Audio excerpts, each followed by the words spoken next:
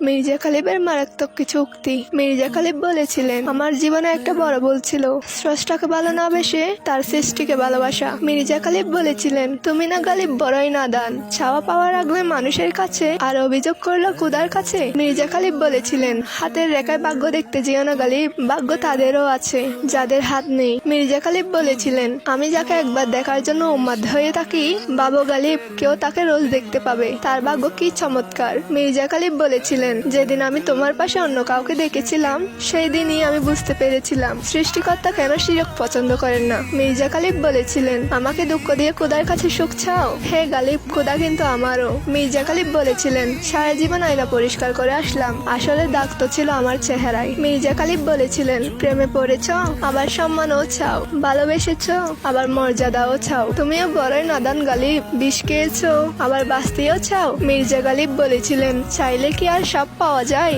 গালিব, ভাগ্য তো আর কবিতা নয় যে নিজের হাতে লেখা যায়।